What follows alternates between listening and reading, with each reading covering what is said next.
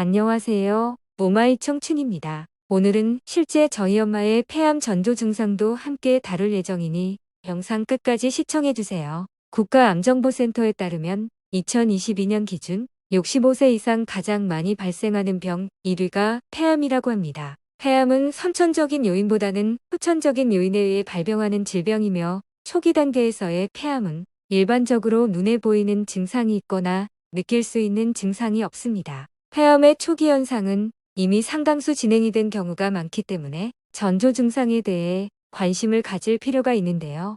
모든 질환이 조기에 발견하면 생존율이 높아지기 때문에 그렇습니다. 2018년 실제 저희 엄마가 이러한 전조 증상이 있어서 병원을 찾았고 폐암 2기 판정을 받으셨습니다. 폐의 절반 이상을 절제하였고 5년 동안 꾸준히 노력한 결과 얼마 전 폐암 완치 판정을 받으셨어요. 국가암정보센터에서 발표한 자료에 따르면 폐암이 남녀 전체 사망률 1위를 차지했고 이는 전체 암사망자의 22.9%나 되는 수치입니다.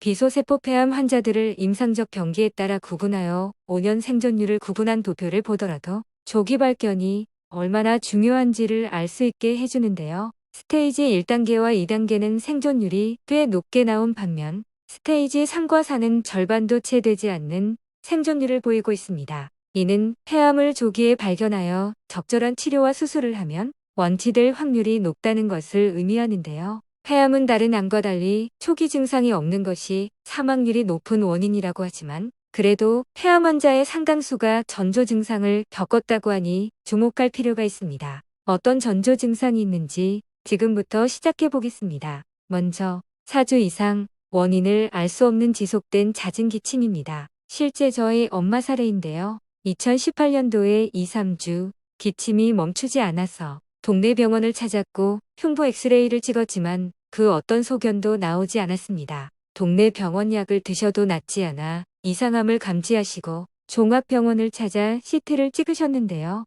바로 큰 병원으로 가보라는 의사의 진단을 받고 분당 서울대학병원에서 폐암 2기 진단을 받으셨습니다. 왼쪽 폐 아래에 암세포가 있었고 폐의 2분의 1을 절제하셨습니다. 5년이 지난 지금 완치 판정을 받으셨고 그 당시에 잦은 기침으로 인한 불편함이 조기 발견으로 이어져 완치라는 좋은 결과로 이어진 것 같습니다. 물론 5년 동안 노력해오신 식단 관리나 식이요법, 운동 등도 있고 완치 이후 지금까지도 계속해서 관리를 하고 계신데요. 이 부분은 다음 영상에서 자세하게 하나씩 다룰 예정입니다. 그 당시의 암은 남 얘기인 줄로만 알았는데 건강하시던 엄마가 암이라는 진단을 받으니 가족 모두 충격이었는데요. 암 환자의 가족들은 옆에서 지켜볼 수밖에 없고 할 수 있는 일은 스트레스 받지 않게 암에 좋은 식단이 무엇인지 공부하는 방법밖에 없었던 것 같습니다. 저도 엄마의 수술 이후 암에 좋은 음식들을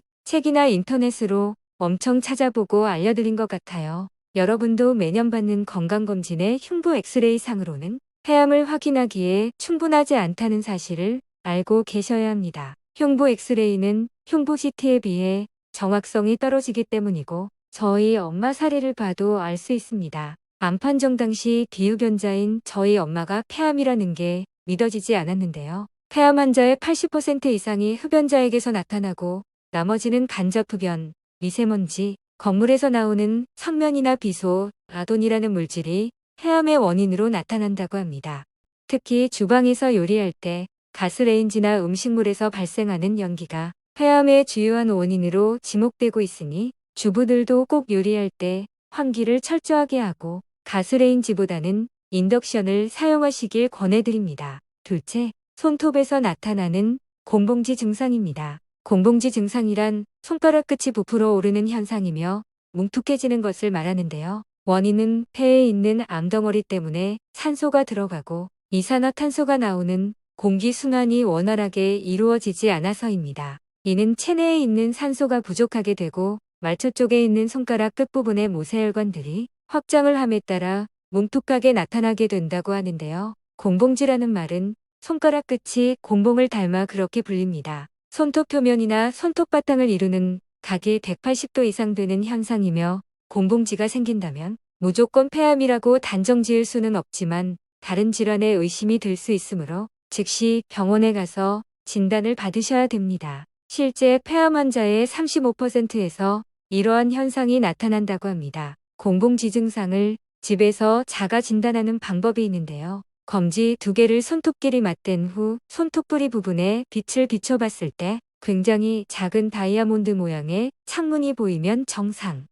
이 창문이 보이지 않는다면 공봉지를 의심해 볼 수 있습니다. 특히 흡연을 많이 하시는 분들은 한번 해보시면 좋을 듯합니다. 그 다음으로는 목에서 피가 나는 객혈 증상인데요. 기침과 함께 피가 나오거나 가래를 뱉었을 때 피가 섞여 나오는 증상을 말하는데 폐중앙 부위에 악성 종양이 생긴 조기 증상일 수 있습니다. 폐중앙 부위의 기관지 점막에 혈관이 많이 분포되어 있는데 이는 기관지가 좁아지면서 성대 점막이 자극을 받아 혈관이 터지면서 나오는 현상입니다. 객혈이 무조건 폐암이라고 단정 지을 수는 없지만 피가 나온다는 것은 다른 질병의 원인일 수 있기 때문에 조금이라도 피가 나온다면 증상을 방치하지 마시고 반드시 병원을 가보셔야 합니다. 넷째, 쉰 목소리입니다. 쇳소리가 나는 목소리는 특히 중년층에서 나타날 수 있는데 이 증상이 지속된다면 대수롭지 않게 넘기지 마시고 관심을 가지셔야 합니다. 성대를 조절하는 신경은 폐와 기관 사이의 공간을 지나가는데